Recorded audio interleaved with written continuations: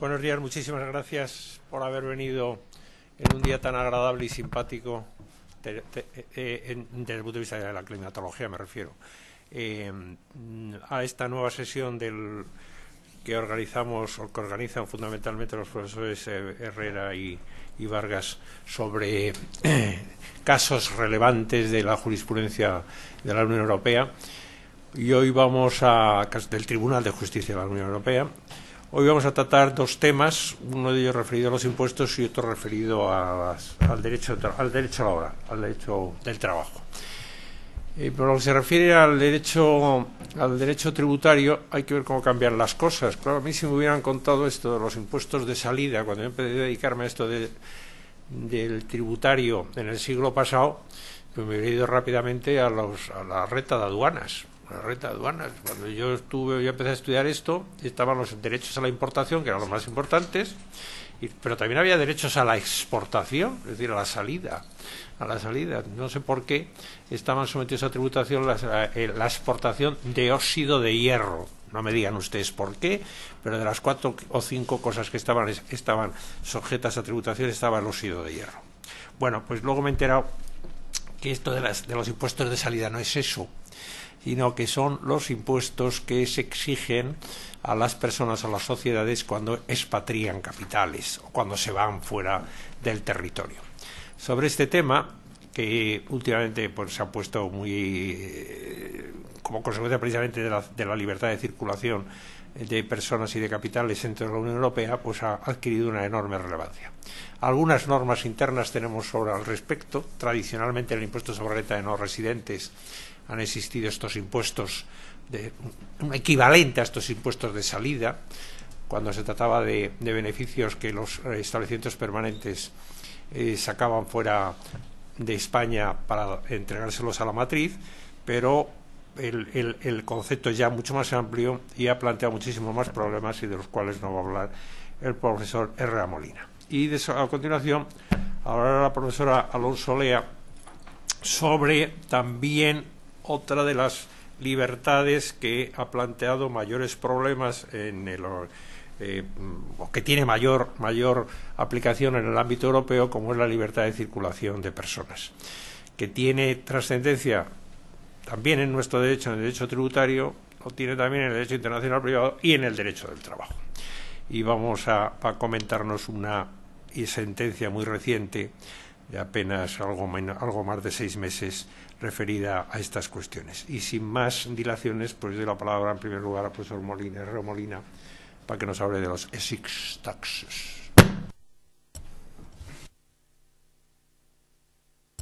Muchísimas gracias, profesor Tejerizo, por la presentación, también por impulsar este seminario, que ya se encuentra en su 6ª edición.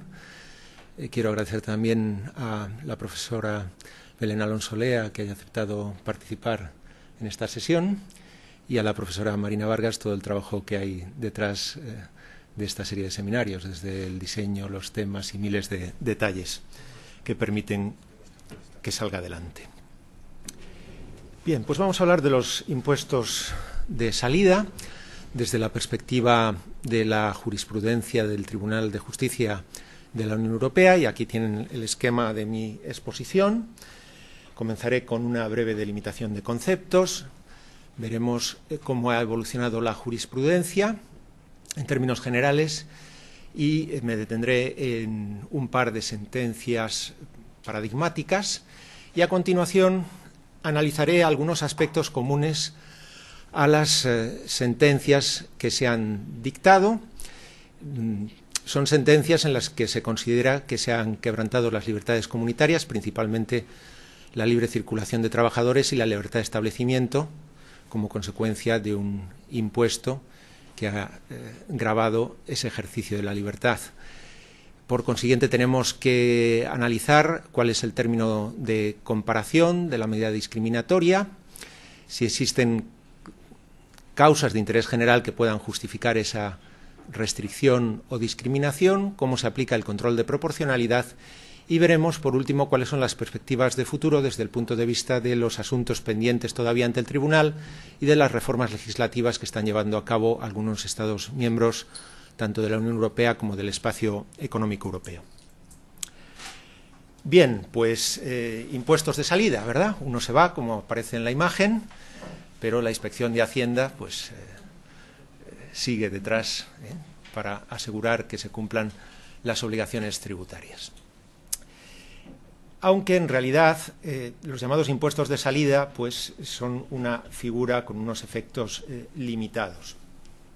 Cuando hablamos de impuesto de salida lo podemos hacer en un sentido amplio o estricto. En sentido estricto, el impuesto de salida es simplemente un aspecto del impuesto que grava la renta de las personas físicas o de las personas jurídicas. No es un impuesto especial separado, sino que es el propio impuesto sobre la renta o el propio impuesto sobre sociedades, que grava las plusvalías que se han ido generando a lo largo del tiempo, que se manifiestan en un bien, habitualmente se tratará de valores o de intangibles.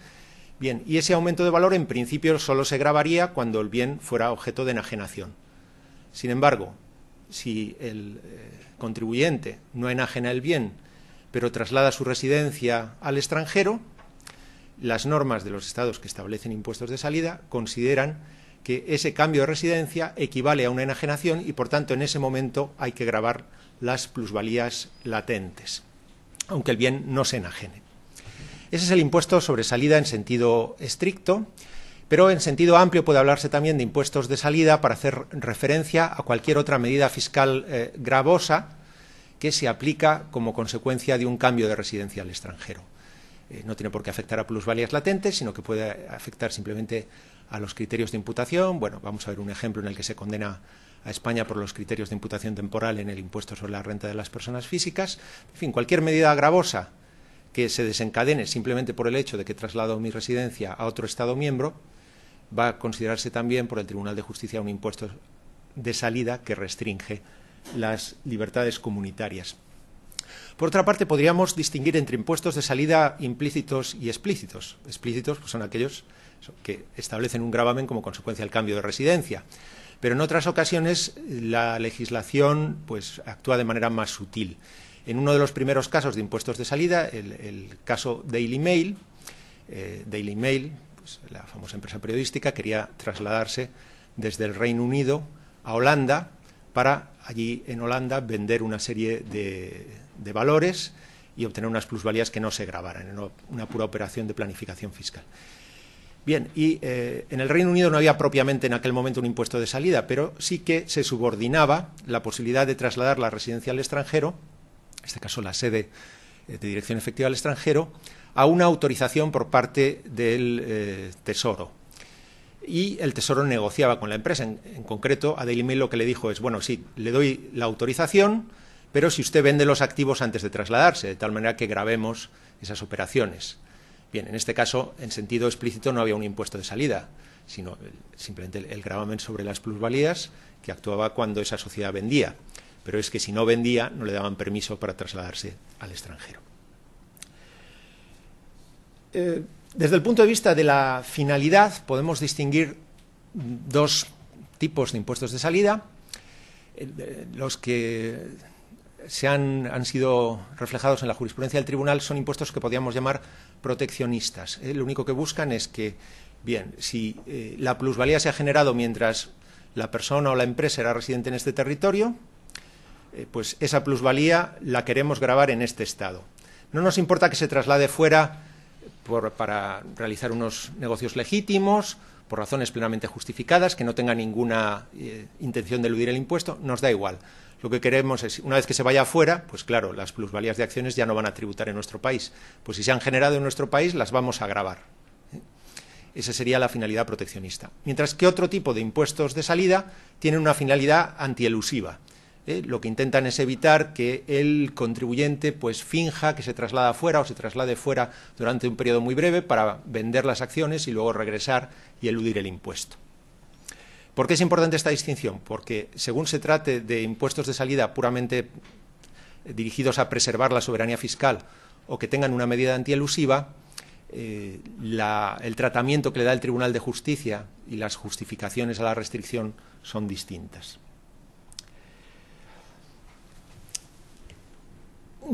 Otro concepto que voy a manejar es la distinción entre discriminación por razón de la nacionalidad, que se prohíbe expresamente en el tratado, y la mera restricción de las libertades. La discriminación por razón de la nacionalidad, bueno, pues efectivamente supone dar un tratamiento más severo a los nacionales de otros Estados miembros.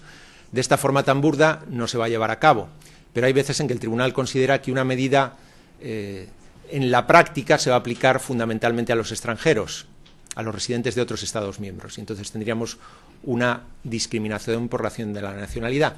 En cambio, en otros casos no hay ninguna discriminación, hay simplemente una restricción de la libertad. Si yo soy nacional español, me marcho fuera y por esto tengo que pagar el impuesto de salida, está claro que no se está discriminando a los nacionales de otros países, pero a mí, que soy nacional español, se me está restringiendo la libertad. Este segundo argumento es el que prevalece en la jurisprudencia. Y unos últimos conceptos que me interesaría avanzar es la distinción entre el régimen mercantil de las sociedades basado en la sede real y aquel otro basado en la Constitución. Los estados, por ejemplo, Hungría, que utilizan el criterio de la sede real, consideran que si una sociedad residente se traslada fuera de sus fronteras, pierde la personalidad jurídica. Para ser una sociedad jurídica nacional, tiene que tener su sede de dirección efectiva en el propio territorio nacional. En cambio, otro sistema, basado en la Constitución, pues considera que una vez que una sociedad se ha constituido legalmente, aunque traslade su sede de dirección efectiva a otro Estado, pues va a seguir manteniendo su personalidad jurídica con arreglo a la normativa del primer Estado. Bueno, esto es importante porque en principio podríamos pensar que un Estado que aplique la doctrina de la sede real no necesita impuestos de salida, porque la idea sería, si esta sociedad, me refiero en el ámbito del impuesto sobre sociedades, si esta sociedad se traslada afuera, pues a efectos del derecho nacional es como si se liquidara, y si queda liquidada, pues tendrá que pagar por todas sus plusvalías latentes. Así que no necesitamos una disposición especial que grave las plusvalías con motivo del cambio de residencia. Sin embargo, no me voy a detener en este punto, pero como la doctrina de la sede real ha sido matizada por el Tribunal de Justicia, en realidad países que siguen la teoría de la sede real pueden tener interés también en establecer impuestos de salida. Evolución de la jurisprudencia. Bueno, pues aquí de momento se han dictado 8 sentencias que se refieren de manera directa a impuestos de salida, 7 del Tribunal de Justicia de la Unión Europea y otro del Tribunal de la EFTA. Lo único que quiero es dar una perspectiva de dónde han ido surgiendo los asuntos y distinguir, pues 4 se han referido a personas físicas y 4 a personas jurídicas, y veremos que el contenido es distinto. Bien, pero esta imagen no nos da ven que tenemos un caso relativo a España y otro pendiente de resolverse por el tribunal que no aparece aquí. Pero bueno, este gráfico nos hace ver que el problema está muy extendido, pero no cómo ha ido evolucionando la jurisprudencia. En la evolución de la jurisprudencia, pues podemos distinguir 3 fases. En una primera fase, digamos que el tribunal pues simplemente tantea, intenta ver cómo enfrentarse al problema. Pues es el caso Daily Mail y el caso Bill. Después, a partir del año, el primero de ellos, el Daily Mail es del 88, un caso relativamente antiguo. A partir del año 2004 surgen una serie de sentencias que se refieren a personas físicas, el caso Lasteridus Ayón y el caso N, en lo cual aparentemente se consolida la jurisprudencia.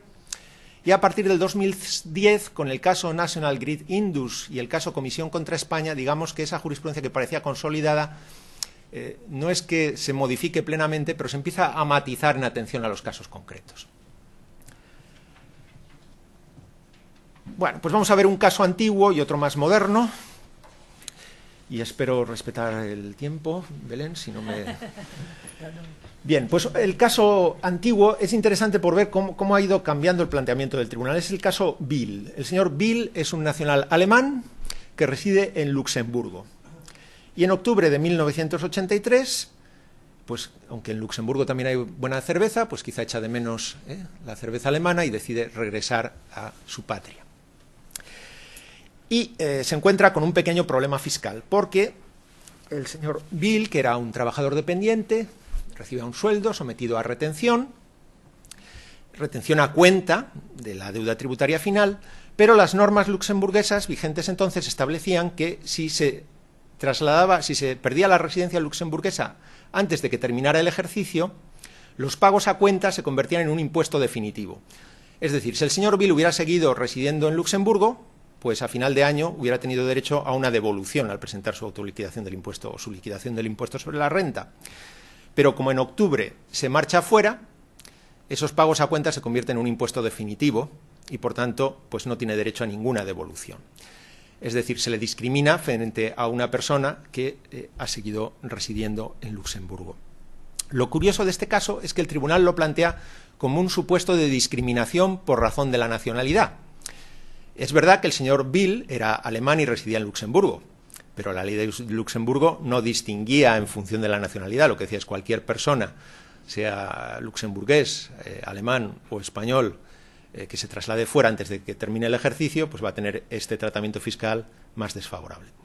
Y sin embargo, el tribunal, es una sentencia antigua, va por esa línea de la discriminación con el siguiente argumento. Bueno, en la mayoría de los casos, de manera estadística, pero sin necesidad de una prueba, sino simplemente una presunción lógica que realiza el tribunal, la mayoría de las personas que regresan a su país van a ser nacionales de esos otros países. Por tanto, en la práctica, esta medida, aunque no distinga por razón de la nacionalidad, va a perjudicar más a los nacionales de otros Estados miembros que a los nacionales de Luxemburgo. El argumento quizá es algo forzado y, aunque el tribunal ha seguido manteniendo la tesis de la discriminación encubierta en otras sentencias, a efectos de impuestos de salida, se ha olvidado en sentencias posteriores de este planteamiento. Y simplemente utiliza el criterio, mire, es que si mi nacional se marcha fuera y por eso le hago pagar, estoy restringiendo su libertad. No hace falta que haya una discriminación encubierta por razón de la nacionalidad. Eso es lo que hacen las sentencias posteriores. Bueno, y una sentencia más moderna que marca esos matices importantes es la sentencia National Grid Indus. National Grid Indus es una empresa del sector eléctrico y crea una filial en Holanda. Esta empresa está establecida en el Reino Unido, pero crea una filial en Holanda para realizar, en realidad, por motivos fiscales, porque lo que quería era utilizar los convenios holandeses para realizar inversiones en países orientales. Bien, pero el negocio no funciona y entonces National Grid Indus, pues decide, la filial holandesa decide trasladar su sede de dirección efectiva a el Reino Unido. Y tenía un crédito importante en libras esterlinas que se habían revalorizado frente a la moneda holandesa en el momento de los hechos. La deuda estaba todavía en florines. Bueno, pues cuando National Grid Indus regresa o traslada su residencia desde Holanda al Reino Unido, las autoridades holandesas quieren gravar ese aumento de valor del crédito como consecuencia del cambio de moneda. El tribunal considera que se está quebrantando la libertad de establecimiento, pero que la medida puede resultar admisible con ciertas garantías. Lo veremos enseguida. Bien, comparabilidad. ¿Con qué tenemos que comparar los sujetos? Una cuestión previa es que el análisis de comparabilidad, veremos que las sentencias que ha dictado el tribunal respecto a las personas físicas y las personas jurídicas son bastante diferentes. Diríamos que las sentencias del tribunal protegen más al contribuyente persona física que se traslada fuera que a la persona jurídica que se traslada fuera.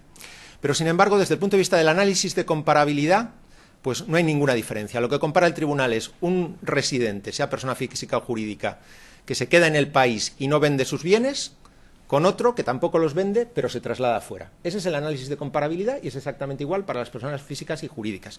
Los Estados miembros no siempre lo han admitido. Por ejemplo, Portugal alegaba que en realidad lo que había que hacer es comparar a la sociedad que sigue residiendo en Portugal, pero que es objeto de una liquidación o que vende sus bienes, con la que se marcha fuera. Establecía un término de comparación distinto.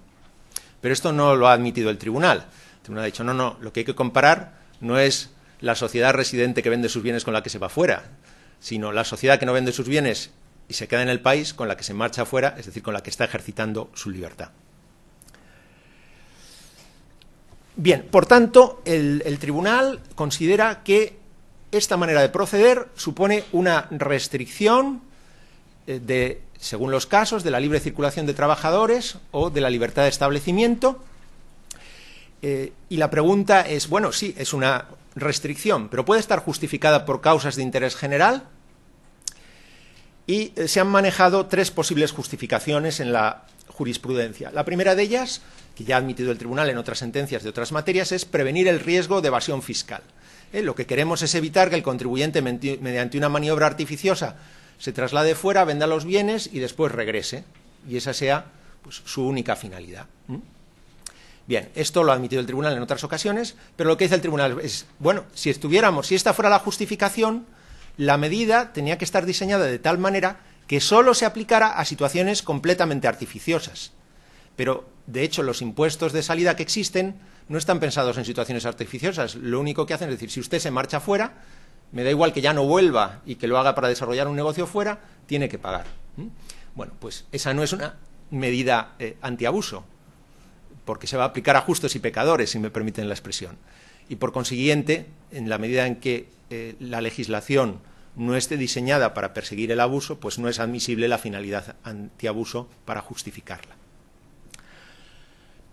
En cambio, hay otra causa de justificación que ha prosperado y que se formula por primera vez en el célebre asunto Marks & Spencer. Marks & Spencer no tiene que ver con impuestos de salida, sino con compensación de pérdidas, pero allí el tribunal admite por primera vez unas alegaciones del Reino Unido en el sentido de que se pueden restringir las libertades para preservar un reparto equilibrado del poder tributario entre los Estados miembros. Y aquí el tribunal pues, aplica esta tesis. Y las sentencias más modernas. Y lo hace de la siguiente manera. Es decir, la plusvalía se ha generado en España, esa persona era residente en España mientras las acciones han ido aumentando de valor.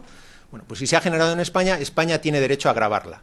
Claro, si se marcha fuera, pues ya España no va a poder gravar esas plusvalías cuando venda las acciones, el que no es residente. Bueno, pues vamos a gravarlas ahora con motivo del cambio de residencia para preservar la soberanía fiscal y el reparto equilibrado del poder tributario entre los Estados miembros. Bueno, pues esta causa de justificación sí que ha prosperado, pero, por ejemplo, no le sirvió a España respecto al régimen de imputación temporal. En el caso de empresarios y profesionales, en España se puede optar entre, digamos, la regla general es que hay que incluir la renta en la declaración del ejercicio en que nace el derecho a percibirla, pero se puede optar por el criterio de caja, es decir, que no la tenga que declarar hasta que cobre. El criterio de caja, en principio, pues va a suponer un aplazamiento, porque, bien, pues ya tengo derecho a cobrar, pero todavía no he cobrado, bueno, pues lo voy a incluir en la declaración del año siguiente, o del año en que cobre. Pero la ley española establecía que si una persona que había utilizado ese criterio de caja se marchaba fuera, pues en el momento de trasladarse fuera tenía que declarar todas esas rentas pendientes de imputación. Es un impuesto a la salida en sentido amplio, no estamos grabando plusvalías latentes. En todo caso, el contribuyente iba a pagar por esas rentas cuando las cobrara, sino es una anticipación del pago. Pero se está anticipando el pago precisamente porque me marcho fuera, o sea, se me está discriminando por el hecho de ejercitar mi libertad. Bien, pues España alegó la necesidad de un reparto equilibrado del poder tributario y el tribunal contestó, no, mire, es que aquí estas rentas usted ya se han devengado mientras esta persona era residente en su país, por tanto usted, su derecho a cobrarlo, nadie se lo discute. Lo único que está haciendo es anticipar el pago. Esa anticipación del pago no es necesario para preservar un reparto equilibrado del poder tributario. Por consiguiente, la medida no está justificada. Bien. Y la última justificación, que tiene una larga tradición en la jurisprudencia del tribunal, es la coherencia del sistema tributario, coherencia entendida en que, muy bien, doy una desventaja, pero a cambio ofrezco un beneficio. Pues diríamos, le grabo a usted la plusvalía cuando se marcha, pero ya usted no va a tener que volver a tributar en mi país.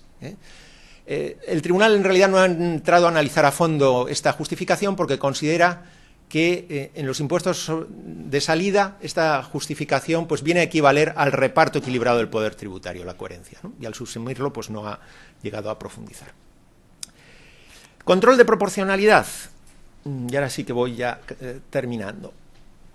Bueno, entonces hemos dicho que se admite el impuesto de salida para preservar el reparto equilibrado del poder tributario. Pero el tribunal añade que el impuesto sobre esa salida debe regularse de manera que tenga la incidencia mínima necesaria para conseguir su fin, ese reparto equilibrado del poder tributario. ¿Y cómo se consigue esto? Pues lo que ha dicho el tribunal primero en sentencias referidas a personas físicas es que el Estado tiene derecho a exigir que el contribuyente presente la autoliquidación del impuesto, incluyendo las plusvalías, en el momento en que se marcha, aunque no haya vendido los bienes.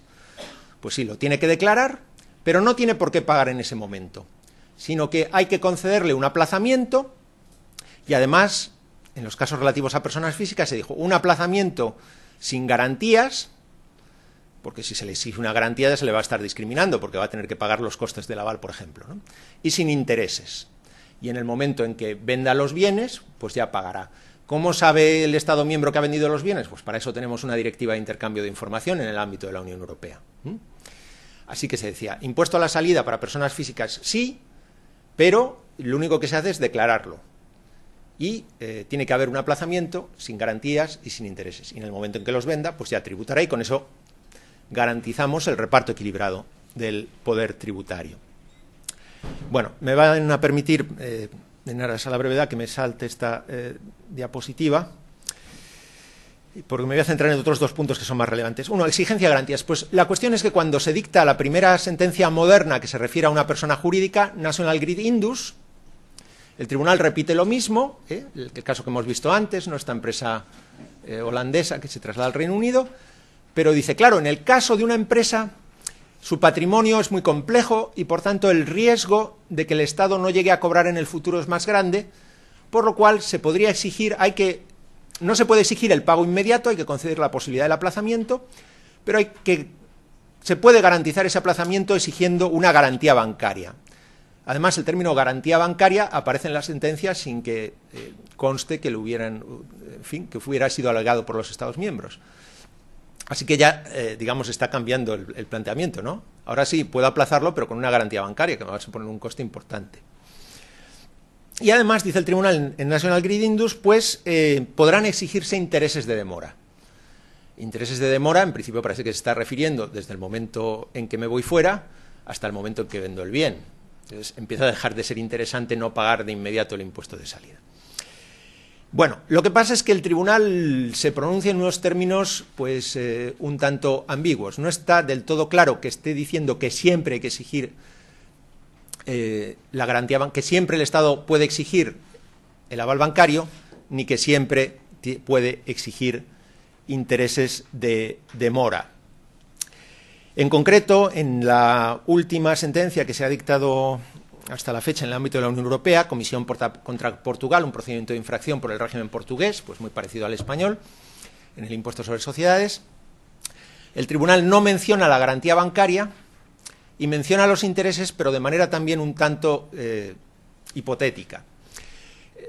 Un autor británico, Tom O'Shea, en un trabajo publicado recientemente, pues sostiene una tesis sumamente interesante, que es entender que la posibilidad de exigir garantía bancaria que está en las sentencias se refiere solo a supuestos en que el Estado miembro pruebe que existe un grave riesgo de impago por la complejidad en la composición del patrimonio de la sociedad o por otras circunstancias. Si no es así, si no se demuestra el riesgo de impago, no se podría exigir la garantía bancaria. Y también entiende Tom O'Shea que los intereses de demora, yo personalmente coincido con esta interpretación, porque analizando las conclusiones del abogado general, los argumentos que se utilizan, pues parece razonable esta interpretación. En cuanto a los intereses de demora, Tom O'Shea entiende que se refiere solo a intereses de demora, por ejemplo, en el caso de que se venda el bien, me voy fuera, vendo el bien pero no pago inmediatamente, pues entonces me podrán exigir intereses de demora igual que a un nacional. Bien, esta interpretación sería razonable en el sentido de que si exijo intereses de demora al que se marcha fuera y no ha vendido, y no se lo exijo al que se queda y tampoco vende el bien, parece claro que es una discriminación. Esta es la postura que sostiene la Comisión. Lo que no estoy tan seguro es que sea eso exactamente lo que ha dicho el tribunal. Hay un margen de interpretación. Entonces, ¿dónde estamos y qué perspectivas de futuro tenemos? Bueno, pues aquí podríamos aplicar el dicho mejor prevenir que curar, aunque no lo estamos siguiendo, porque tenemos procesos en marcha. Tenemos un proceso de infracción contra España, hay otro proceso de infracción, bueno, ya está ante el Tribunal de Justicia, otro contra Dinamarca. Las vistas de los procedimientos contra España y Dinamarca han tenido lugar en estas pasadas semanas. Y otros Estados miembros, ante las actuaciones de la Comisión, lo que han hecho es pues modificar la legislación, y en estos meses se están produciendo cambios legislativos. Respecto a las sociedades, nosotros en España con personas físicas no tenemos problema, había ese problema con los criterios de imputación, se condenó a España y España modificó su legislación. Pero sí lo tenemos con el impuesto sobre sociedades. Entonces, se ha llevado ya a cabo una reforma en Italia y se está tramitando reformas pues en el Reino Unido y en Noruega. Bueno, Noruega no forma parte de la Unión Europea, pero sí del espacio económico europeo, y existe una sentencia, como les dije, del tribunal de la EFTA, pues condenando a Noruega. Y si vemos las opciones, pues son variadas, ¿no? Pues el Reino Unido lo que hace, bien, de la documentación de la tramitación, puede que al final no se apruebe exactamente en estos términos, pero en fin, exige intereses de demora en todo caso, no se menciona la garantía bancaria, pero no se aplaza el pago hasta que venda el bien, sino que se dice, bueno, pues en un máximo de 10 años va usted a ir pagando una parte del impuesto a lo largo de 10 años. Con esto le facilitamos el pago, pero no es que lo demoremos hasta que usted vende y si no vende nunca tiene que pagar. Algunos autores han dicho, esto no está en consonancia con lo que ha exigido el tribunal. Pues Noruega exige garantía bancaria, exige intereses de demora. Bien, ¿dónde estamos? Pues veremos qué es lo que dice el tribunal en la sentencia Comisión contra España relativa al impuesto sobre sociedades español. De todas maneras, creo que sería preferible, bueno, ya estamos ante el tribunal, ¿verdad? Pero por lo menos ir estudiando pues qué medidas de reforma legislativa se pueden tomar, ¿no? ¿Qué se está haciendo en otros países? ¿Cuál es la opinión de la Comisión, ¿no? Que esperar sencillamente a que nos llegue la condena, porque lo que está claro es que la normativa española del impuesto sobre sociedades tal como está, pues es contraria. En el Reino Unido, por ejemplo, la solución que se ha propuesto, la memoria económica que acompaña a las medidas legislativas, dice, bueno, esto en realidad no va a tener un coste para la hacienda pública porque va a afectar a relativamente pocos contribuyentes y la seguridad de que vamos a cobrar parece relativamente importante. Bueno, pues sería mejor eso, tomar la iniciativa y no simplemente esperar, aunque es cierto que la jurisprudencia del tribunal en el momento actual pues ofrece un cierto grado de indeterminación. Perdóname, Belén, porque me he ido un poco de tiempo. Pues ya está. Muchas gracias. Bueno, vamos a que realice su intervención la profesora Alonso Lea y luego abrimos el coloquio indistintamente con una persona o con otra. Pasamos de los impuestos a las personas. Parece que esto es más importante que lo primero, aunque a veces pues consideremos que es al revés. Pero bueno, es mucho más importante lo tuyo. Bueno, con la venia del director del departamento, como las instituciones están por encima de las personas, de verdad, lo primero, muchas gracias a nuestra universidad, la UNED, por haber favorecido la posibilidad de crear esta red de innovación docente que tan extraordinariamente bien llevan nuestros compañeros Pedro Herrera y Marina. Enhorabuena. Desde aquí les quiero, lo primero, no solo agradecer mi presencia aquí, sino felicitar por el trabajo que están haciendo. ¿Cuál es mi motivo de estar aquí? Pues aunque no se lo crean, es que el señor profesor catedrático de Derecho Financiero y Tributario me cogió un día por banda, por el pasillo del departamento y me dijo, Belén, tengo una sentencia maravillosa para ti. Y yo, bueno, que sí. Y esta sentencia es de la que voy a hablar hoy, que les voy a ser franco, la primera vez que me puse a leerlo la semana pasada, digo, ya tenemos a Pedrito con la doble imposición fiscal y yo de qué sé de la doble imposición fiscal. Pero como efectivamente el derecho de trabajo tiene mucho que enseñar a los de tributario e internacional privado, sí que hay, y al final pues una le acaba hincando el diente. Y voy a ver si intento explicar lo que dice la sentencia, lo que puede aportar el derecho al trabajo y la seguridad social a la sentencia que ahora, fuera de broma, tan cariñosamente me ofreció el profesor Pedro Herrera. La sentencia es la sentencia Erni y es una cuestión prejudicial que se plantea sobre un incremento salarial que se paga a los trabajadores que están en régimen de tiempo parcial previo a una jubilación. Se trata de un trabajador fronterizo y esa es la especialidad de la gran importancia de esta sentencia, y eso quiere decir que es un trabajador que reside en un Estado miembro de la Unión Europea, en este caso en Francia, pero que trabaja en Alemania. Es un trabajador que está contratado, he dicho antes, con un contrato a tiempo parcial previo a la jubilación y se le paga un incremento. Este incremento lo percibe el trabajador además de su retribución neta. Y la legislación alemana dice cómo se tiene que pagar y tributar por él. Es un 85%, tiene que ser como mínimo el 85% de la retribución mensual neta de un trabajador a tiempo completo. ¿Y por qué se plantea la cuestión prejudicial? Porque los de tributarios siempre lo tienen que estar montando, porque no está de acuerdo la trabajadora cómo se ha calculado a efectos tributarios este incremento, porque perjudica su situación personal y que es un trabajador fronterizo. Y de ahí que se planteara la cuestión prejudicial. Y el Tribunal de Justicia de la Unión Europea viene y declara, acepta la cuestión prejudicial, diciendo que efectivamente esa fórmula que tiene que calcular la República Federal Alemana, el incremento salarial, esa fórmula pues vulnera o se opone en primer lugar a la libre circulación de trabajadores y vulnera el principio de no discriminación por razón de nacionalidad, así como añado yo el principio de igualdad de trato. Antes de entrar en analizar los supuestos ya concretos, solo quiero decirles a título ilustrativo que este tipo de contrato en la legislación alemana se trata de cumplir una doble finalidad. En primer lugar, facilitar que de forma progresiva un trabajador pase de estar en activo a jubilado, a una situación pasiva, y en segundo lugar, intenta fomentar que se contraten para trabajadores, a personas que estén desempleadas, en lo que en España denominaríamos un contrato de relevo. No quiero entrar en derecho comparado, pero en el ordenamiento interno español sería un híbrido entre lo que llamamos nosotros jubilación flexible y jubilación parcial.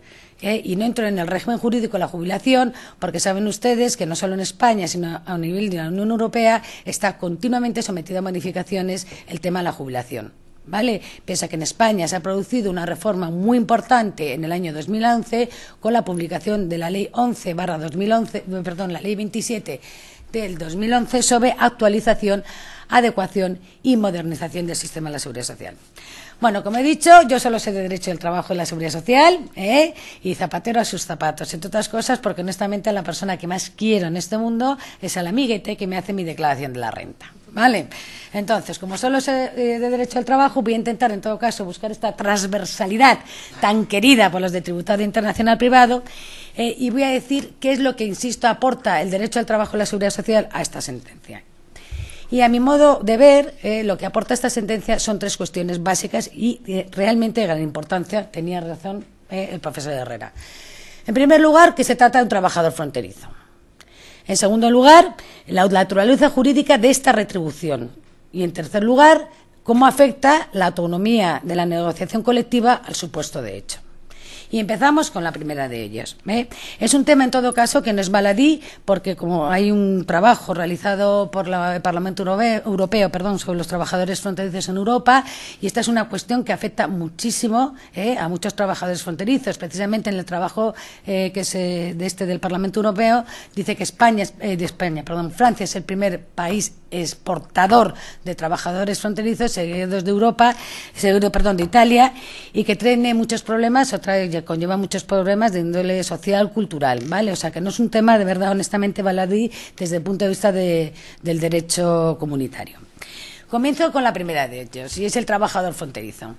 Y lo primero que les quería decir es que muchas veces en el derecho comunitario se utiliza de manera alternativa y yo creo que muchas veces de manera confusa que es un trabajador fronterizo, y de hecho se confunde con lo que en España se denomina trabajador transfronterizo. Y antes les quiero aclarar una cosa. En el supuesto de hecho de la sentencia se trata de un trabajador fronterizo que es un ciudadano miembro de la Unión Europea, porque el trabajador fronterizo, que es un trabajador que no es extranjero, no comunitario, sigue sus propias normas. Este trabajador requiere una autorización de trabajo, que no es de residencia, y requiere una autorización que en el caso de nuestro ordenamiento interno está regulado en la Ley Orgánica de Extranjería y tiene su propia regulación también en el reglamento. Y otra cosa que le quiero aclarar también a ustedes es que no hay que confundir trabajador fronterizo con trabajador desplazado. El trabajador desplazado es aquel que presta sus servicios temporalmente en un centro de trabajo de un país, como puede ser España o de la Unión Europea, pero que tiene una relación contractual previa laboral con una empresa que no pertenece ni a la Unión Europea ni al espacio económico europeo. Este es el trabajador desplazado, que es producto, que estamos en una era de las multinacionales en el que el trabajo se convierte en transnacional. Bueno, pues retomo la cuestión aclarando que la primera aportación que puede hacer el derecho al trabajo y la seguridad social, que la definición de trabajador fronterizo, para mí mejor elaborada por el derecho comunitario, se halla en el Reglamento de Seguridad Social, en el Reglamento 883 del Parlamento Europeo sobre coordinación de los sistemas de la seguridad social, que viene a definir al trabajador fronterizo como toda persona que realice una actividad por cuenta ajena o propia en un Estado miembro y resida en otro Estado miembro al que regrese normalmente a diario o al menos una vez por semana. Este es el concepto del que se tiene que partir para saber lo que es un trabajador fronterizo y en este caso concreto en la sentencia. Este concepto de trabajador fronterizo no solo está en el 2004, sino que previamente, exactamente en los mismos términos, aparecía también en nuestro querido Reglamento 1408 del 71, que siempre ha regulado el sistema de la seguridad social. ¿Qué es lo que pasa con este trabajador fronterizo? Les he dicho que reside en un país, en este caso la sentencia en Francia, pero que trabaja en otro país, es decir, en este caso Alemania. Y al trabajar en otro país, la afiliación, el alta y la cotización se tiene o acontece en el lugar donde se prestan los servicios. Esta es una norma de conflicto expresamente establecida en el Reglamento de Coordinación de los Sistemas de la Seguridad Social. El artículo 11, que lleva por rúbrica, está dentro del título segundo, que lleva por rúbrica determinación de la legislación aplicable, la norma de conflicto dice: las personas a las cuales se aplica el presente reglamento estarán sometidas a la legislación de un único Estado miembro. Para a continuación especificar que las personas que ejercen una actividad por cuenta ajena o por cuenta propia en un Estado miembro estará sujeta a la legislación de ese Estado miembro, que hace asentar el principio general de la lex loci laboris, en virtud de la cual se tiene que afiliar, dar de alta y cotizar en el lugar donde el trabajador desarrolle su trabajo por cuenta propia o por cuenta ajena.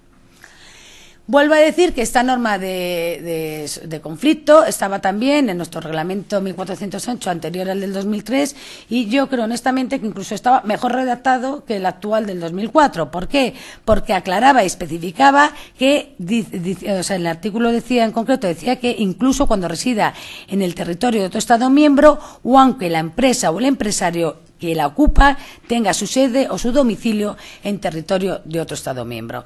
Quedaba claramente dicho, insisto mucho, que donde se trabaja, se afilia, se da de alta y se cotiza.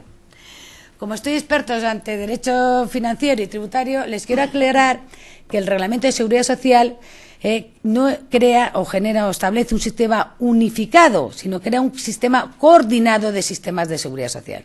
¿Y por qué crea un sistema unificado? Porque no se dedica a establecer un régimen jurídico común para poder causar las prestaciones a toda la Unión Europea, sino que cada Estado miembro sigue aplicando su propia legislación interna sobre seguridad social. ¿Y por qué digo que es coordinado? Porque no permite hoy por hoy los tratados que se creen, ni siquiera que se armonicen la legislación en materia de seguridad social, lo cual es muy importante cuando analicemos las reflexiones finales. ¿Vale? Así, con contundencia, lo ha aclarado la jurisprudencia del Tribunal de Justicia de la Unión Europea, diciendo que los Estados miembros conservan su competencia para organizar sus sistemas de seguridad social. Sentencia Gouvernement de Communauté Française a Gouvernement Ballon, que a falta de desarmonización en el ámbito de la Unión corresponde a la legislación de cada Estado miembro determinar, entre otros aspectos, los requisitos que confieren derecho a las prestaciones.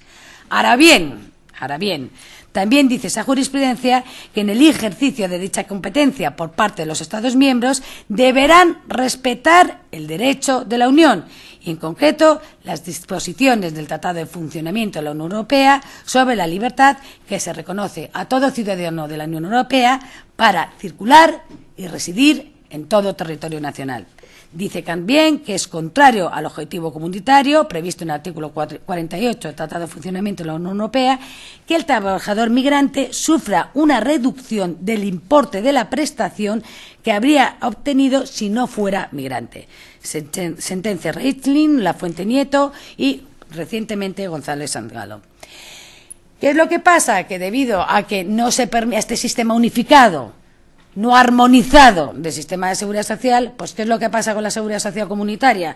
Bueno, pues que persisten lagunas en aproximación a los regímenes de la seguridad social, que los sistemas de seguridad social europeos presentan importantes diferencias entre un Estado miembro y otro, que como señala también el documento que les he citado anteriormente, a trabajadores fronterizos, no tiene en cuenta el reglamento comunitario nuevas prestaciones que no son las clásicas de seguridad social, cita en concreto el seguro de dependencia alemán, y también en el caso de los trabajadores transfronterizos se plantean muchos problemas en materia de la asistencia sanitaria de los familiares del trabajador fronterizo y en el caso también de los trabajadores fronterizos en materia de desempleo. En este último caso, porque esta prestación tiene un marcadísimo carácter territorial, entonces marca el acceso a la protección como el que se pueda exportar.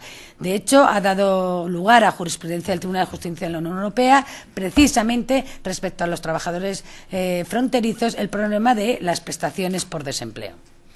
La segunda cuestión que les quería decir, aclarado ya lo que se entiende por un trabajador fronterizo, que insisto es una aportación de la seguridad social, del derecho a la seguridad social comunitaria, que creo que es un concepto, no sé si coincide con el que elaboran los de ámbito fiscal, es la naturaleza jurídica de esta retribución, o de este incremento.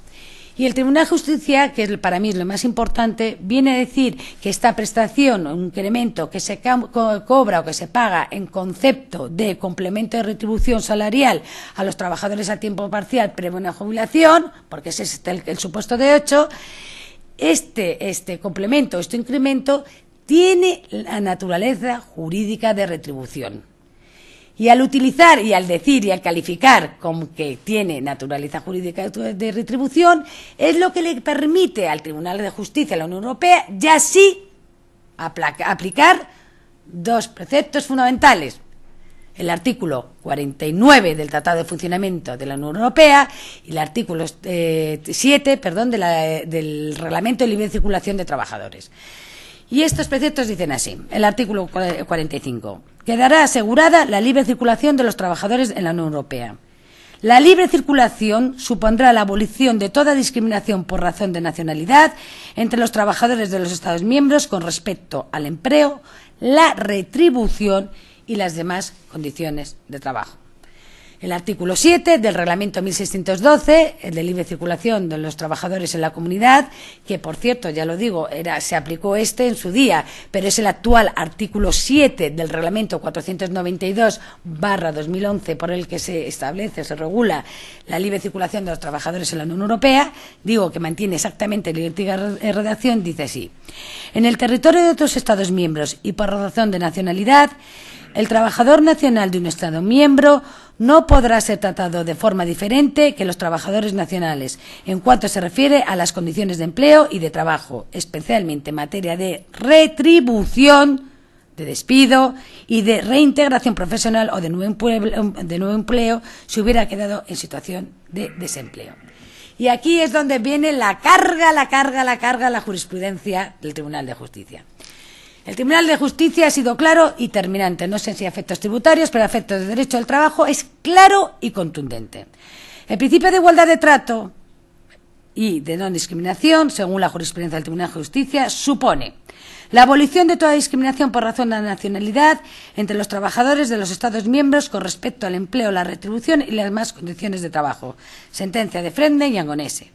Prohíbe no solo las discriminaciones manifiestas basadas en la nacionalidad, sino también cualquier forma de discriminación encubierta que, aplicando otros criterios de diferenciación, conduzca de hecho al mismo resultado. Sentencia Pigna, Luae, Lemanois, Comisión Luxemburgo. que no solo exige que no se traten de manera diferentes situaciones que no son comparables, sino también que situaciones diferentes no sean tratadas de forma idéntica. Sentencias National Farmers Union y Merida. Que no solo se impone a la actuación de las autoridades públicas, sino también a todos los convenios destinados a regular colectivamente el trabajo por cuenta ajena, así como los contratos entre los particulares. Sentencias Calfrale-Koch, Bosman y Racanelli. Por ello, la sentencia expresamente declara que, a menos que esté justificado objetivamente, independientemente de la nacionalidad del trabajador, o sea proporcionada al objetivo legítimamente perseguido, una disposición de derecho nacional o una cláusula convencional, es decir, de convenio colectivo, debe entenderse indirectamente discriminatoria cuando, por su propia naturaleza, pueda afectar más a trabajadores migrantes que a trabajadores nacionales, o implique, por consiguiente, el riesgo de perjudicar en particular a los primeros. Y sigue diciendo la sentencia, deben considerarse indirectamente discriminatorios los requisitos de derecho nacional que, aunque no se apliquen con independencia de la nacionalidad, afecten fundamentalmente o en parte de los trabajadores migrantes, así como los requisitos indistintamente aplicables que puedan ser cumplidos más fácilmente por los trabajadores nacionales que por los trabajadores migrantes. O incluso, sigue diciendo el tribunal, acudiendo a su propia jurisprudencia, o incluso aquellos requisitos que puedan perjudicar particularmente a los trabajadores migrantes. Este principio de no discriminación, me van a permitir el inciso, fue acuñado en primer lugar para intentar soslayar y prohibir el principio de igualdad entre hombres y mujeres. Este principio de no discriminación fue por primera vez usado por la jurisprudencia del Tribunal de Justicia, insisto mucho en la igualdad de trato entre hombres y mujeres, y está expresamente recogido y definido en el artículo 2.1b de la directiva relativa a la aplicación del principio de igualdad de oportunidades de trato entre hombres y mujeres en asuntos de empleo y ocupación. Y la sentencia sigue diciendo: y la eliminación entre los Estados miembros de los obstáculos a la libre circulación de personas correría peligro si la supresión de las barreras de origen estatal pudiera verse neutralizada por los obstáculos derivados de actos realizados en ejercicio de su autonomía jurídica por asociaciones u organismos que no estén sometidos a derecho público. Y, en el supuesto de autos, y aquí ya sé que empieza a finalizar, justificaciones basadas en el aumento de las cargas financieras y en las posibles dificultades administrativas no pueden justificar la inobservancia de las obligaciones derivadas de las prohibiciones de discriminación por razón de nacionalidad, enunciadas en el artículo 45 del Tratado de Funcionamiento de la Unión Europea, ya que la naturaleza pública o privada de las disposiciones discutidas no tiene repercusión alguna en el alcance o en el contenido de dichas justificaciones. Es decir, que el Tribunal de Justicia, en el momento que sea tributado, internacional, privado, mercantil, lo que sea, se trate de un trabajador por cuenta ajena y pueda calificar cualquier complemento como retribución, ¿vale?, viene a aplicar ipso facto y de inmediato la libre circulación de trabajadores, el principio de no discriminación por razón de nacionalidad y el principio de igualdad de trato. ¿Vale? Hay una sentencia muy parecida a la Erni, que es la sentencia Merida, que también no tan rigurosa y tan estricta y tan marcadamente, pero ya empezó a abrir esta vía para intentar en ese momento aplicar y decir que se oponía al Tratado de Funcionamiento y a la normativa comunitaria. La segunda cuestión de la que quería hablar era de la autonomía de la negociación colectiva. Y añado yo contractual entre las partes, el propio contrato. La autonomía de la negociación colectiva es que el incremento del que le estoy hablando estaba regulado por una ley del trabajo a tiempo parcial previo a la jubilación, una orden dictada por el Bundesministerium, del Ministerio Federal de Trabajo y Asuntos Sociales. Pero no solo estaba regulada por una ley, sino que también estaba regulada por unos convenios colectivos, por 2 convenios colectivos. Y eso es lo que le permite, en sus alegaciones, al empresario, no ya al trabajador, a decir que invocar la autonomía de la negociación colectiva para fijar las condiciones de trabajo. ¿Vale? Como hay convenios colectivos, yo no estoy hablando de la legislación del Estado miembro, es que estamos hablando aquí de la legislación, de la autonomía, perdón, que tienen los interlocutores sociales, empresarios y trabajadores a través de los convenios colectivos para regular sus condiciones de trabajo. ¿Qué hace el Tribunal de Justicia? Todavía da riza y más el rizo. Por eso es tan importante esta sentencia. Dice, sí, yo cómo voy a decir y no reconocer la autonomía de la negociación colectiva, que está consagrada en el artículo 152 del Tratado de Funcionamiento.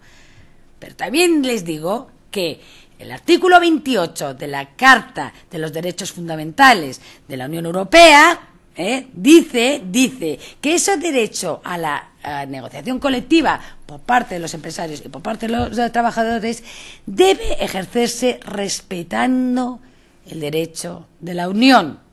Y añade, y dice, no solo se tiene que respetar el derecho de la Unión, sino también se tiene que respetar, otra vez, el principio de no discriminación. ¿Y qué es lo que llega a la conclusión?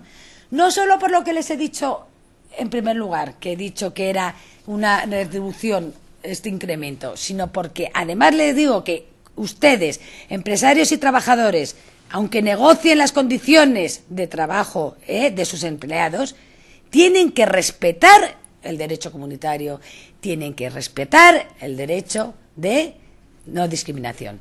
Y además, a raíz de hacer eso, como tienen que respetarlo, les voy a aplicar a este caso el artículo 7, en este caso apartado 4, del Reglamento de Libre Circulación de Trabajadores. El 1612 del año 68, en el momento de autos, el 492 del 2011, actualmente.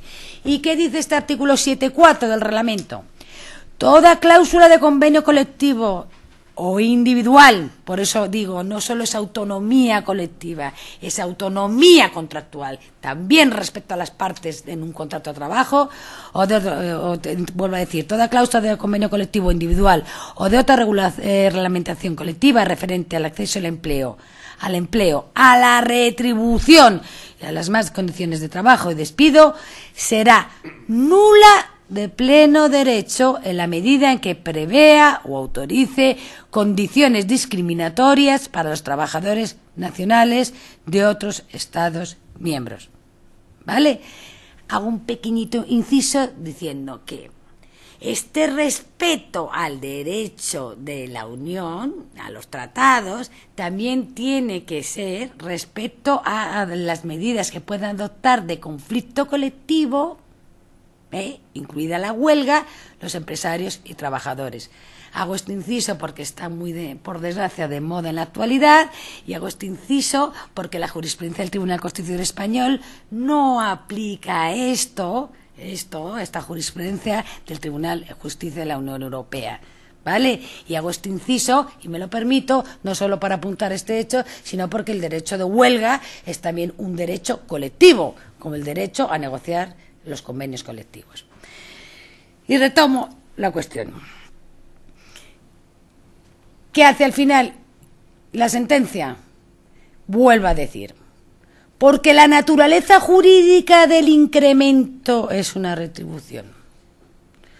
Porque ustedes, empresarios y trabajadores, ustedes partes de un contrato de trabajo empresario y trabajador, no pueden regular la retribución, vuelvo a insistir, sin que se garantice la libre circulación de trabajadores y sin que se vulnere el principio de no discriminación e igualdad de trato.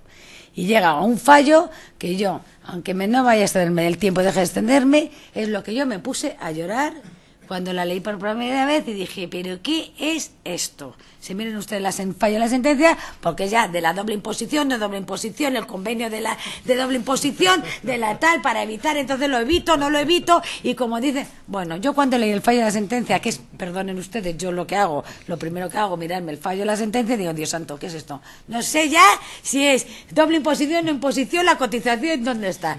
Como es una plasta, no lo leo, me remito al fallo de la sentencia, pero vaya, que en definitiva viene a decir esto. ¿Pero qué dice también? dice una cosa muy importante. Miren, los convenios colectivos no pueden, cuando regulen sus condiciones de trabajo, discriminar. Ahora bien, yo como tribunal, y ahora les voy a hacer mis reflexiones, yo no voy a decir cómo lo tienen que hacer ustedes.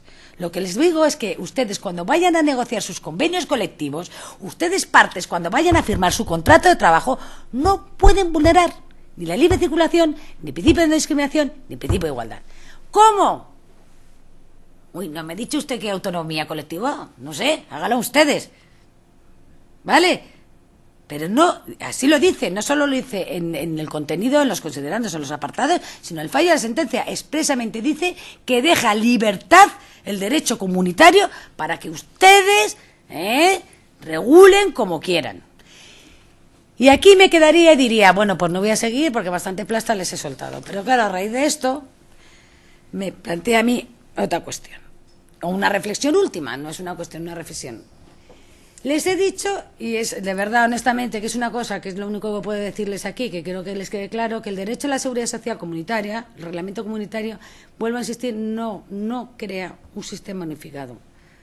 ¿Vale? Es complicado entender, alguien que se aproxime, he visto que ha venido hasta un letradito en la seguridad social, cariño mío, que sabe mucho más de eso, que venga aquí a explicarlo. Yo creo que si hay algo que a los de nuestra asignatura, más a los que no son de nuestra asignatura, se le ponen los pelos de punta, es el reglamento de coordinación de los sistemas de la seguridad social. Para morirse, para morirse. ¿Y por qué es complicado? Porque vuelvo a decir, yo quiero coordinar. ¿Qué es lo que hace el derecho comunitario? ¿Qué es lo que hace el reglamento? ¿Qué es lo que hace el artículo 48 del Tratado de Funcionamiento de la Unión Europea? Lo que dice es, yo quiero garantizar aquí la libre circulación de personas. No de personas, quiero garantizar la libre circulación de trabajadores. ¿Vale? Y ustedes, perdone, trabajadores, yo no me voy a ir a un Estado miembro si no me llevo mi seguridad social. Porque si no yo me llevo mi seguridad social el día que yo me quiera jubilar, ¿me van a contar o no mi jubilación, mis cotizaciones? Si yo estoy trabajando en España, Alemania, Italia, Inglaterra, fíjate, qué global y qué internacional soy. ¿Qué es lo que quiere el trabajador al final? Oiga, que cuando me voy a jubilar me coticen y me cuenten las cotizaciones que yo he realizado en España, Alemania, Inglaterra y he citado Italia. Entonces, ¿qué es lo que hace el artículo 48 del Tratado de Funcionamiento? Se llama una cosa preciosa, que se llama el principio de totalización de periodos de cotización, residencia, de servicios prestados por cuenta propia. ¿Vale? Para que me sean computados cualquiera que sea el sitio donde yo haya trabajado en cualquier Estado miembro. ¿Lo entienden? Eso es lo que realmente garantiza el sistema. Es que ya es de formación de docente. Y como hace mucho, eso es lo malo, estar a una distancia en vez de una universidad presencial. Y eso es lo que procura el reglamento de coordinación. Con otra cosa más, que dice, bueno, yo no solo quiero que me totalicen, yo quiero que me paguen, quiero que me lo paguen. Entonces ustedes, Institutos Nacionales de la Seguridad Social, Tesorería General de la Seguridad Social de los respectivos estados, apáñensela ustedes, pero que yo quiero al final, oye, mire, yo soy noruego y me quiero ir a Canarias a jubilar, me quiero poner morenita porque estoy de la nieve hasta los pelos. Entonces no solo quiero que me totalicen los periodos, sino que además me lo paguen. Me lo paguen y que ustedes a efectos administrativos se apañen porque al final ¿dónde están? Todos están en La Gomera. Todos están en La Gomera, es que es una colonia noruega, cosa que yo lo entiendo, lo comprendo. Vale, ha quedado claro. No armonización, solo coordinación. Añado, importante de cara a la sentencia. El artículo 153 del Tratado de Funcionamiento de la Unión Europea, que era el artículo 137 del Tratado de la Comunidad, dice que para la consecución de los objetivos del artículo 151, la Unión apoyará y complementará la acción de los Estados miembros en una serie de ámbitos. Cuando dice que apoya y complementa, es que dice instancias, instituciones comunitarias pueden dictar, y así es, reglamentos y directivas. Vale, pues uno se lee con detenimiento esos ámbitos en los que la Unión Europea puede complementar y apoyar la acción de los Estados miembros, y no aparecen los salarios, no aparecen las retribuciones. O sea, no puede. no puede. Pero es que no solo es que no pueda tácitamente, es que expresamente, por si hubiera lugar a duda, mire cómo estamos, dice el 153 en su apartado quinto que las disposiciones del presente artículo no se aplicarán a las remuneraciones, al derecho de asociación y sindicación, al derecho de huelga ni el de cierre patronal. Otra cosa pues que quiero que quede bien claro es que no se puede entrar a regular, no ceden un ápice de soberanía los Estados miembros respecto, bueno, no me extraña, remuneraciones, sindicación y huelga, ¿vale? Entonces dice, bueno, pues ya queda claro. ¿Y por qué es lo que digo que es la grandeza de estas sentencias como esta o la grandeza del Tribunal de Justicia de la Unión Europea? Bueno, me está diciendo el Tratado de Funcionamiento que usted no puede entrar a regularme nada de retribuciones, ustedes, convenios colectivos, hagan lo que quieran, porque pueden hacer lo que quieran, porque pueden, no solo, esa es también la grandeza del derecho del trabajo. La transposición de las directivas comunitarias se puede producir con las normas, las disposiciones de carácter general de los Estados miembros, sino que se puede transponer a través de los convenios colectivos. Y está diciendo el propio tratado que ni leyes, ni reglamentos, ni directiva, ni nada pueden entrar, o sea, que es que sean los Estados miembros con su legislación, los empresarios, los trabajadores, en sus convenios colectivos que regulen todo esto, lo que les he dicho, retribuciones, sindicación y huelga. ¿Y cuál es entonces la importancia de esta sentencia?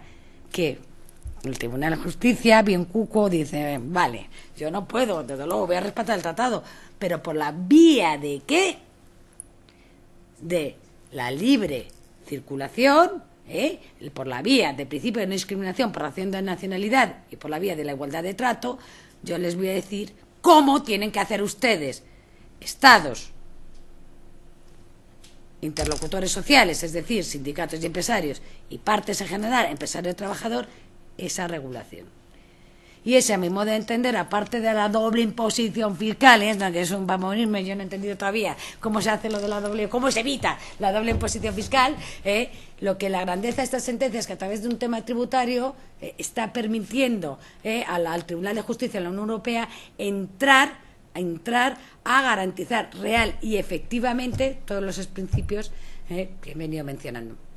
Bueno, espero que no les haya aburrido mucho y espero haber podido aportar esa transversalidad que a los de financiero les gusta tanto. Muchas gracias y sobre todo por su presencia.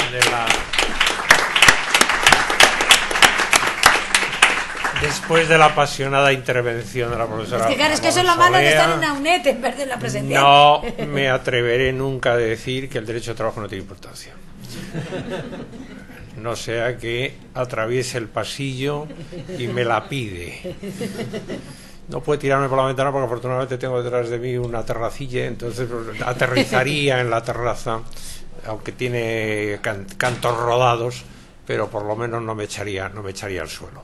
Bueno, habrán visto que ha planteado cuestiones muy interesantes y ahora pues tienen ustedes la palabra para plantear las cuestiones las dudas y los problemas que han podido tener. A mí me ha quedado la duda de si el señor ese de Noruega cobraba en La Gomera o no cobra en La Gomera. Te puedo asegurar que lo cobra, lo acaba cobrando. Vale, lo cobra. Bueno, no, me quedo tranquilo. Si no, no estarían en La Gomera todos. Me quedo tranquilo. Ahí es donde vamos a irnos nosotros, ¿no? Yo es que pensaba... A lo mejor nos aplica la legislación noruega y tenemos derecho a pensión. Yo es que pensaba irme a la Martinica, pero bueno. No sé si te llega, porque no has estado miembro, Como que no has estado miembro, es Francia. Perdona. Es Francia. Perdona. Se había caído yo en esa, pues territorio de Tremeo. Sí. Bueno, una Barbados, no sé si todavía qué régimen tienes Barbados. Bueno, forma parte del mercado. De la Commonwealth, ¿no? ¿Alguna cuestión? Yo quería hacerle una pregunta. Sí. En primer lugar, enhorabuena por tu apasionada intervención. En algún momento has señalado que existía cierta contradicción o por lo menos falta de coherencia entre la jurisprudencia del Tribunal de Justicia de la Unión Europea y el Tribunal Constitucional. ¿Podrías detenerte un poquito más en este punto? Vale. No, muchas gracias. Que conste que la pasión ahora fuera de broma es porque aquí a ser a distancia es que a uno se le olvida cuando estaban las presenciales y ya cuando uno aprovecha ya para hacer una presencial es que sale la vehemencia y también lo hago para que no se mueran de sueño. Les pego gritos, entonces hacen así diciendo Dios mío, así no se mueren de sueño. No, o sea, ha sido, no sé si por la vehemencia, porque me lleva... es que estaba analizando el de la autonomía de la negociación colectiva.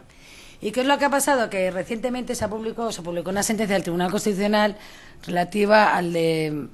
fue un amparo al derecho de huelga.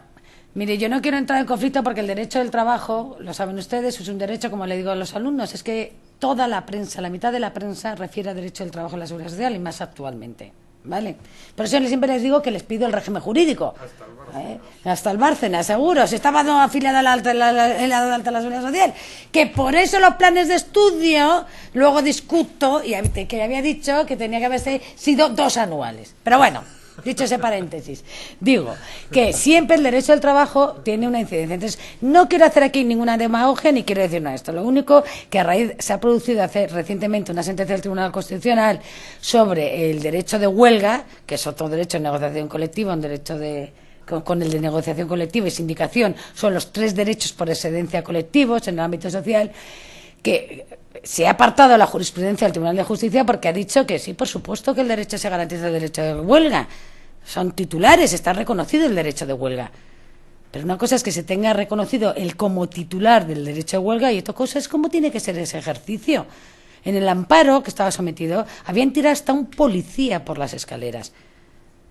Se pone una mujer que estaba de 8 meses casi de parto por la agresión. Por supuesto, a los no huelguistas no le dejaban entrar. Por supuesto, los piquetes eran abusivos y de todo. Lo digo porque se está planteando ahora, por desgracia, miren cómo está este país.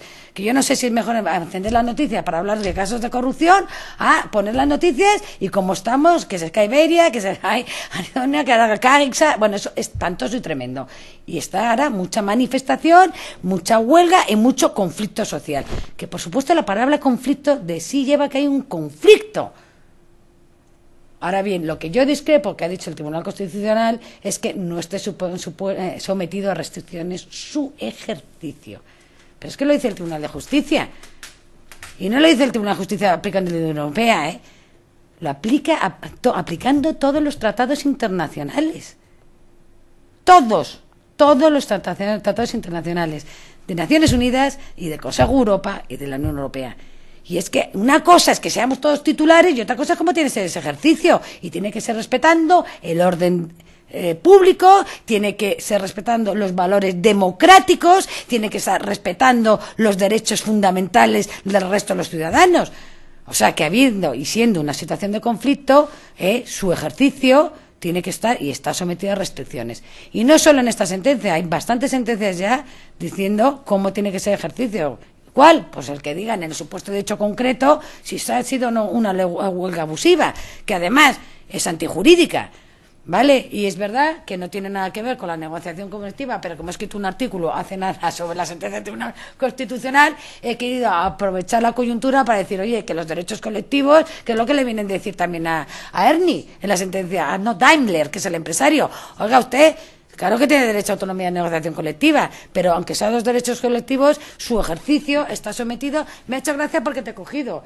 Pues está sometido, no, sí, a restricciones, sería a restricciones, y no es todo ilimitado. Esa era la aclaración. Gracias. Buenos días.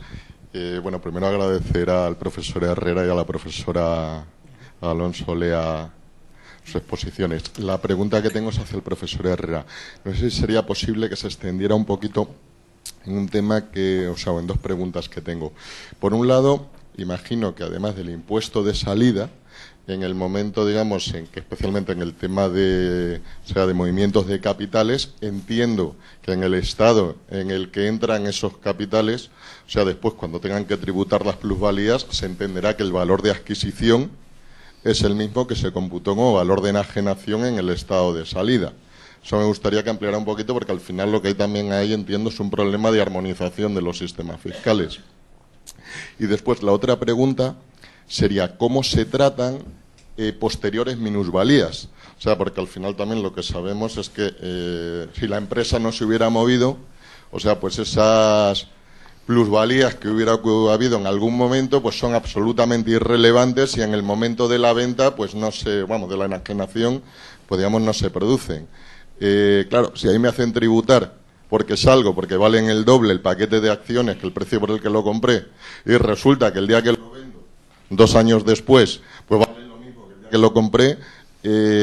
¿Cuál es la situación? ¿Cómo se trata eso? Muy bien. Empiezo por la segunda cuestión, que tiene una respuesta más clara en la jurisprudencia del tribunal. En las primeras sentencias modernas, las Ceridus Ayón y N, que se referían a personas físicas, el tribunal se plantea expresamente esta cuestión y considera, me he saltado la diapositiva correspondiente, pero considera que además de tener que conceder un aplazamiento sin garantías y sin intereses, es obligado que el estado de salida tenga en cuenta las minusvalías que se produzcan en el futuro en el nuevo estado de residencia. Con esto parecía que estaba resuelto ese problema. O sea, hay que tener en cuenta las minusvalías. El detalle técnico no lo resuelve el tribunal, pero obliga a tenerlas en cuenta. Lo sorprendente es que en National Grid Indus, el primer caso que se refiere a personas jurídicas, el tribunal, además de exigir intereses y aval bancario, considera que no es necesario tener en cuenta las minusvalías.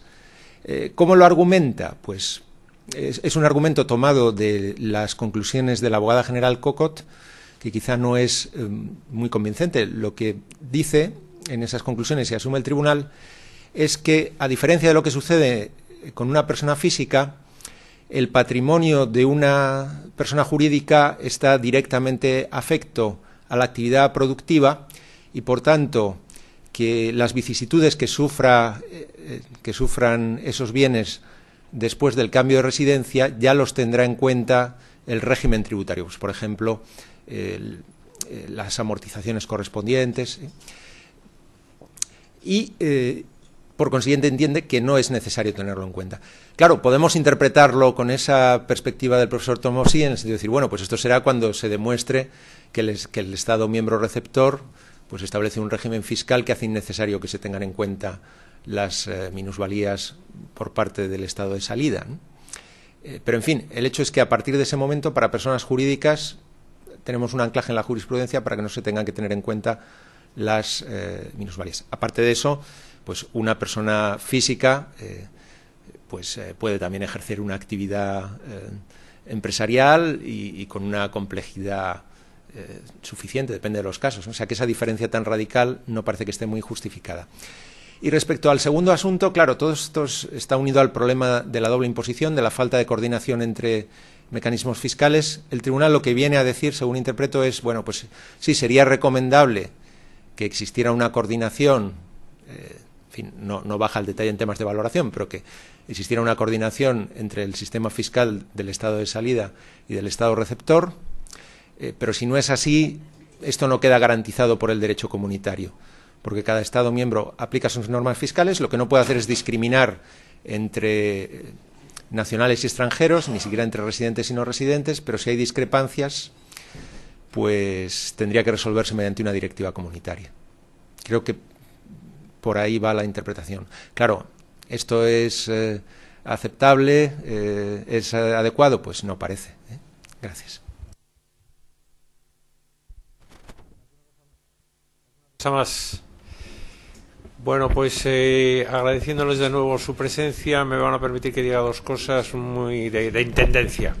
La primera de ellas es que dentro de mañana, pasado, cuando esta sesión se ha grabado y aparecerá, previo paso por el departamento de Making, pues aparecerá, para que aparezcamos mejor, pues aparecerá en el blog que tenemos que tienen sobre los casos relevantes de la Unión Europea. Allí nos podrán seguir si quieren ustedes o recomendar que nos sigan. Y en segundo lugar, decirles que quienes han pedido un certificado lo tenemos aquí preparado encima de la mesa para dárselo. Y les reitero de nuevo las gracias por haber estado aquí y espero que de momento que cuando salgamos no esté nevando.